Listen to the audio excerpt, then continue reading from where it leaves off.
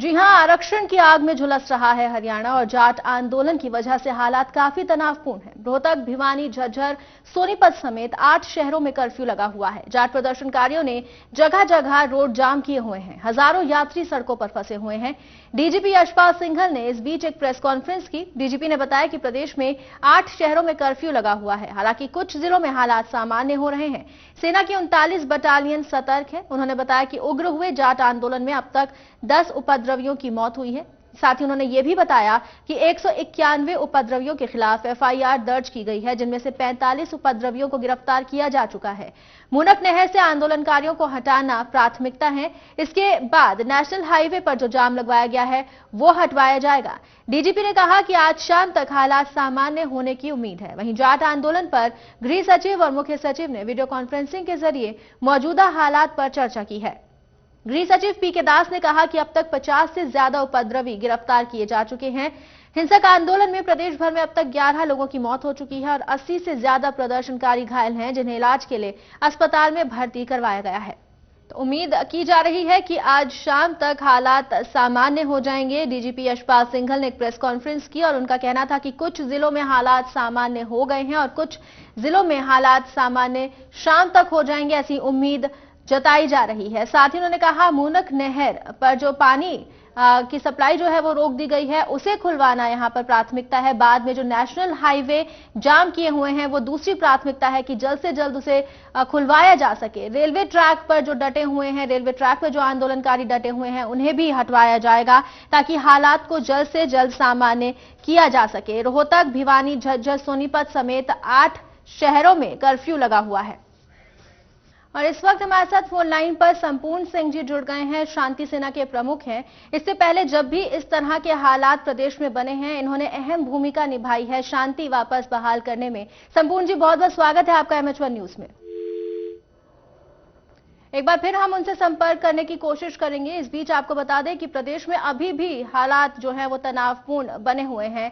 Police जो है वो फ्लैग मार्च कर रही है, सेना ने भी मोर्चा संभाला हुआ है, लेकिन हालात जो हैं वो जस के तस बने हुए हैं। हालांकि आज हरियाणा डीजीपी ने एक प्रेस कॉन्फ्रेंस की और साथ ही उन्होंने ये भी कहा कि हालात में जल्द सुधार आएगा। कुछ इलाके ऐसे हैं जहां पर शांति जो है बहाल कर दी गई है, लेकिन कुछ जिले जहां अभी भी तनाव बरकरार है, वहां पर जल्द से जल्द हालात सामान्य करने की कोशिश की जा रही है और उम्मीद की जा रही है कि आज शाम तक हालात सामान्य हो जाएंगे। इस बीच आपको बता दें कि कई ट्रेनें जो हैं वो रद्द करनी पड़ी हैं इस आंदोलन के चलते।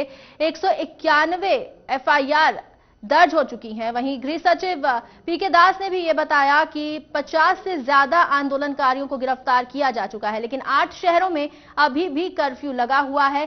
तनावपूर्ण स्थिति अभी भी बरकरार है। इस आंदोलन में करोड़ों की सरकारी संपत्ति का भी नुकसान हुआ है। कई घरों में घुसकर तोड़फोड़ की गई है। अभी भी उत्पात जो है वो मचा रहे हैं आंदोलनकारी, जिन पर काबू पाने की कोशिश पुलिस और सेना दोनों की तरफ से की जा रही है।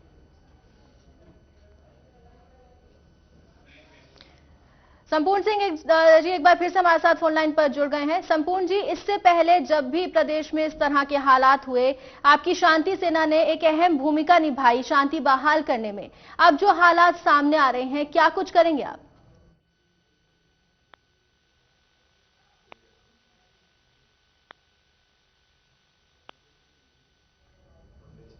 संपूर्ण जी, हमारी आवाज आप तक पहुंच रही है? लगता है संपर्क हमारा नहीं हो पा रहा है। इस बीच आपको बता दें कि शांति बहाल करने में शांति सेना ने पिछली बार जब भी इस तरह के हालात प्रदेश में पैदा हुए तो एक अहम भूमिका निभाई थी। संपूर्ण जी भी उसमें एक अहम भूमिका निभाते आए हैं। इस बीच प्रदेश में जिस तरह से जाट आरक्षण को लेकर तनावपूर्ण माहौल बना हुआ है, स्थिति जो है वो काबू से बाहर होती जा रही है। हालांकि डीजीपी हरियाणा यशपाल सिंघल का ये कहना है कि आज शाम तक कई जिलों में स्थिति वापस पटरी पर लौट आएगी, जिंदगी वापस पटरी पर लौट आएगी, लेकिन 8 जिलों में अभी भी कर्फ्यू लगा हुआ है। और जिस तरह से इनपुट्स आ रहे हैं, जिस तरह से खबरें आ रही हैं, अभी भी वहां पर तनाव बरकरार है। एक बार फिर से बात करने की कोशिश करेंगे संपूर्ण सिंह जी से। संपूर्ण जी, बहुत बहुत स्वागत है आपका MH1 न्यूज में। जी मैम। जी संपूर्ण जी, जिस तरह से पहले जब भी हालात प्रदेश में इतने तनावपूर्ण बने, इस तरह की वारदातें जो हैं वो हुई, तब आपकी शांति सेना ने एक महत्वपूर्ण भूमिका निभाई थी। अभी भी हालात जो हैं वो काबू में नहीं हैं, प्रदेश के लोग काफी परेशान चल रहे हैं इस आंदोलन के चलते। अब क्या कुछ करेगी शांति सेना? हेलो जी संपूर्ण जी, आवाज आ रही है? हेलो जी संपूर्ण जी, अब तक हमारी आवाज पहुंच रही है? लगता है यहां संपर्क नहीं हो पा रहा है और इस आंदोलन के चलते इंटरनेट सेवाएं जो हैं वो भी बाधित हो रही हैं, टेलीफोन सेवाएं जो हैं वो भी बाधित हो रही हैं। इस वजह से हो सकता है हमारा संपर्क जो है वो नहीं हो पा रहा है संपूर्ण सिंह जी से। प्रदेश में जो स्थिति बनी हुई है उसे लेकर काफी अहम भूमिका ये पहले भी निभा चुके हैं। तो हरियाणा में जाट आंदोलन उग्र रूप धारण कर चुका है। चरखी दादरी की बात करते हैं तो यहां उपद्रवियों ने रेलवे स्टेशन पर आगजनी की है। स्टेशन कंट्रोल रूम, टिकट खिड़की में आग लगा दी गई है। महेंद्रगढ़ रोड स्थित गांव आदमपुर की पुलिस चौकी को भी आग के हवाले कर दिया गया। वहीं गांव दुधवा के पास ग्रामीणों ने आर्मी की गाड़ियों को रोक दिया। उधर दादरी क्षेत्र में आंदोलनकारियों के रुख को देखते हुए सेना पहुंच गई है। देर रात कुछ उपद्रवियों ने शहर में तोड़फोड़ करने की भी कोशिश की, लेकिन पुलिस की मुस्तैदी से उपद्रवियों को वहां से खदेड़ दिया गया। गुड़गांव की बात करें तो यहां भी जाट आरक्षण की मांग कर रहे आंदोलनकारी उग्र हो गए। आज सुबह करीब 6 बजे कुछ अज्ञात उपद्रवियों ने बसई धनकोट रेलवे स्टेशन पर बने रेलवे टिकट घर को आग लगा दी। जब तक टिकट वेंडर अपनी ड्यूटी के लिए आया, वहां आग लगी हुई थी और उसने इस घटना की खबर स्टेशन मास्टर और जिला प्रशासन को दी। गौरतलब है कि इस रेलवे लाइन पर जाट आरक्षण की वजह से सभी ट्रेनें रद्द की जा चुकी हैं। बसई धनकोट स्टेशन पर रात में कोई नहीं होता और एक छोटा सा रेलवे स्टेशन है जहां पर रेगुलर पैसेंजर ट्रेन कुछ मिनट के लिए रुकती है।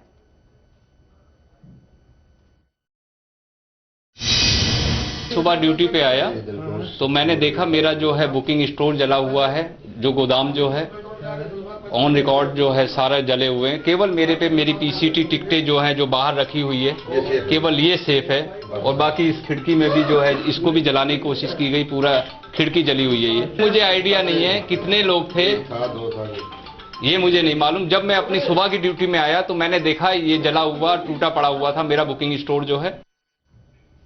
वहीं पुंडरी में आंदोलनकारी हाथों में लाठी और डंडों के साथ प्रदर्शन कर रहे हैं। आंदोलन की आड़ में उपद्रवी जमकर तांडव मचा रहे हैं।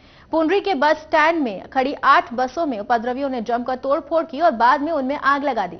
उपद्रवियों ने कई बाइकें भी फूंक दी। इलाके की कई दुकानों में पथराव और तोड़फोड़ की भी खबर है, जिसके बाद यहां अतिरिक्त पुलिस बल ने मोर्चा संभाल लिया है। कलायत में भी आंदोलनकारियों ने आगजनी और तोड़फोड़ की। उपद्रवियों ने सरकारी संपत्तियों को काफी नुकसान पहुंचाया। हालात पर काबू पाने के लिए पुलिस लगातार फ्लैग मार्च कर रही है। प्रदेश में बद से बदतर होते हालात से स्थानीय लोग भी काफी डरे और सहमे हुए हैं। प्रदेश में आंदोलनकारियों के खिलाफ अब तक 154 एफआईआर दर्ज हो चुकी हैं।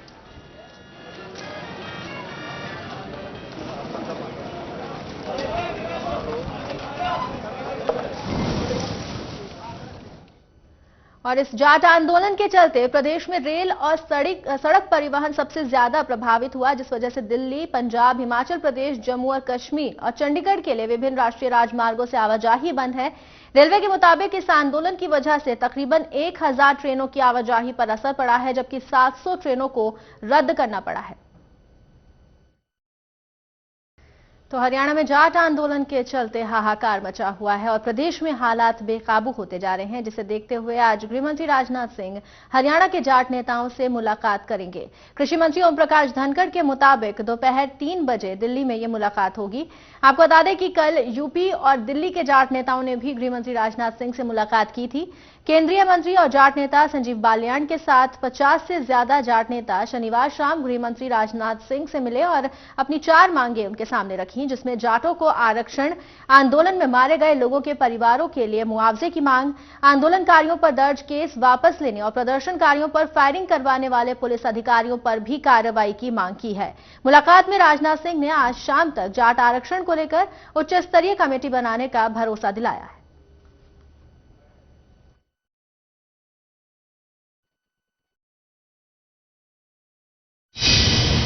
देखिए, जाटों को आरक्षण देने का विधेयक हरियाणा सरकार ने बजट सत्र में लाने की बात पहले ही कह चुकी है उसकी तैयारी हो रही है, कमेटी उस पर काम कर रही है। मुख्यमंत्री जी खुद कह चुके हैं कि हम ये कर रहे हैं। केंद्र में आरक्षण मिले, सभी राज्यों के जाटों को मिले, हरियाणा के जाटों को भी मिले, इसके लिए वार्ता शुरू कर दी है। कल राष्ट्रीय अध्यक्ष जी ने आश्वस्त किया हम सब लोगों को कि संविधान के दायरे में सारे रास्ते खुले हैं और इसके लिए कल शाम से ही वार्ता शुरू हो गई। आदरणीय राजनाथ सिंह जी के साथ उत्तर प्रदेश के सभी जाट प्रतिनिधि मिले हैं। आज शाम को 3 बजे हमने हरियाणा के सभी प्रतिनिधियों को बुलाया है कि राजनाथ सिंह जी के यहां वो भी बैठकर अपनी बात करें, अपने सुझाव रखें इस काम पर, जिसको करने के लिए व्यावहारिक रूप से आगे बढ़ गए हैं। अब तो केवल एक ही निवेदन है मीडिया के माध्यम से कि लोग जो है शांति को बहाल। वहीं हरियाणा में मूनक नहर पर जाट प्रदर्शनकारियों के पानी रोकने के बाद दिल्ली में जल संकट गहरा गया है। दिल्ली के जल संकट पर सीएम केजरीवाल के घर आपात बैठक बुलाई गई, जिसमें डिप्टी सीएम मनीष सिसोदिया, जल संसाधन मंत्री, जल बोर्ड के सीईओ और एनडीएमसी के सचिव मौजूद रहे। बैठक में फैसला लिया गया कि कल दिल्ली के स्कूलों को बंद रखा जाएगा।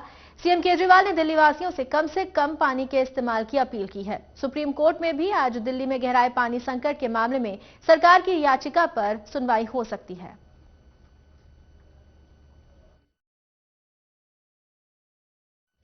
और हरियाणा के मौजूदा हालात को देखते हुए मुख्यमंत्री मनोहर लाल ने सभी सांसद और विधायकों को अपने अपने हलकों में जाने को कहा।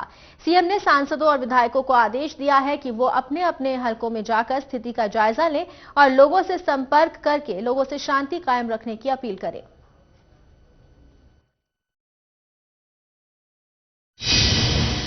नहीं, सैनी जी के बयानों की वजह से, गलत बयानों की वजह से नोटिस दिया कि हम ये नहीं चाहते कि किसी भी प्रकार से समाज का जो भाईचारा है वो बिगड़े, इसलिए नोटिस दिया है। कि उनको निर्देश दिया था वो इस तरह के बयान ना दें, फिर भी बयान आया है, इसलिए उनको नोटिस दिया है।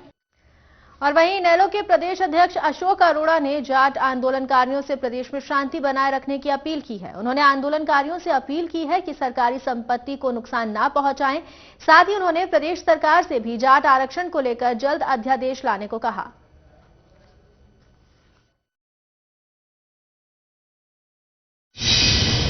मैं हरियाणा प्रदेश के हर नागरिक को और विशेष रूप से आंदोलनकारियों से अपील करता हूं कि वो संयम में रहें, क्योंकि प्रजातंत्र के अंदर हिंसा का कोई स्थान नहीं है। कुछ लोग चाहते हैं कि हरियाणा प्रदेश का भाईचारा खत्म हो, इसलिए ऐसी ताकतें जो भाईचारे को खत्म करना चाहती हैं उनको मुंह तोड़ जवाब देने के लिए एक ही तरीका है कि हम आपसी भाईचारा बने रहें, प्रेम प्यार से रहें। और मैं अपील करूंगा हरियाणा सरकार से भी कि हरियाणा सरकार भी तुरंत इनसे बातचीत करके इसका हल निकाले। जब सरकार तैयार है आरक्षण देने को, तो फिर सरकार को जल्दी अध्यादेश लाकर इस पे आरक्षण देना चाहिए।